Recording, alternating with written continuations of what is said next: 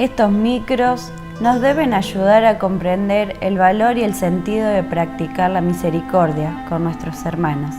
Buscamos en los santos y en personas comprometidas con el Evangelio la vida de misericordia para tenerlos como modelos de santidad. Hoy vamos a conocer la historia del empresario Marcello Candia. Él se atrevió a dar un sí total a Cristo, laico misionero de nuestros tiempos, camino a los altares. Marcello Candia fue un empresario industrial que se consolidó con el auge económico de Italia a fines de la década de los 50. Un hombre generoso, respetado por todos en Milán.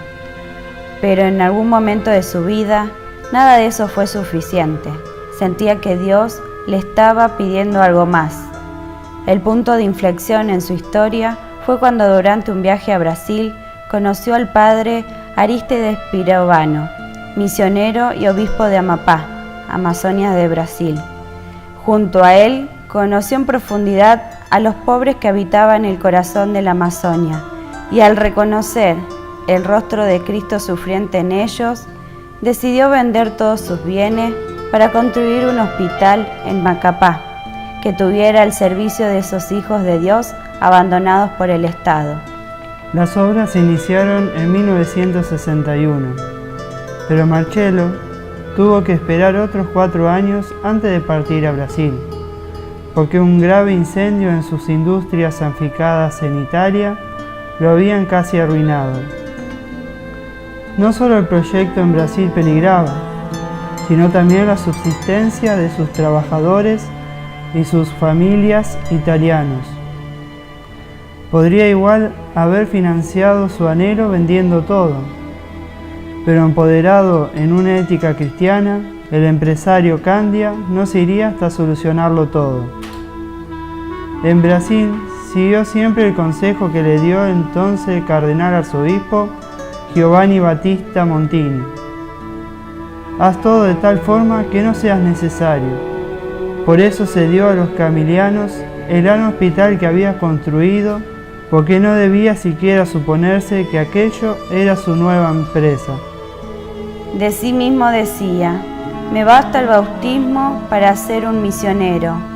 Así, cuando el hospital en Macapá entró en contacto con el drama de los leprosos, que hasta ese instante eran marginados sociales, se fue a vivir en medio de ellos en Maritubá y se embarcó allí en un nuevo proyecto: transformar lo que calificó como antesala del infierno en un lugar de dignidad para los hijos de Dios.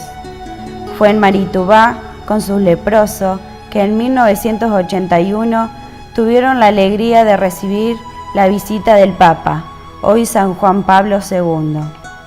Decía Marcello Candia: yo solo sé hacer una cosa, quizás es un eventual talento, arrodillarme ante quienes reconozco como mi hermano. Permítanme hacerlo mientras maduran las acciones políticas. Mi hermano necesita hoy, no puede esperar. El Señor me dio a entender en profundidad el Evangelio cuando lo leí en la Amazonia.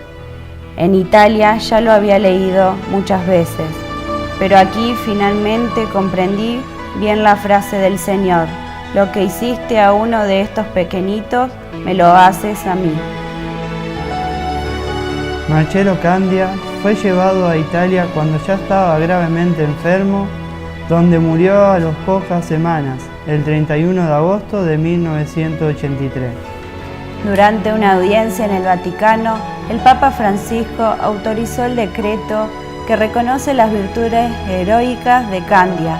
Avanza así la causa de beatificación de este gran misionero laico del siglo XX.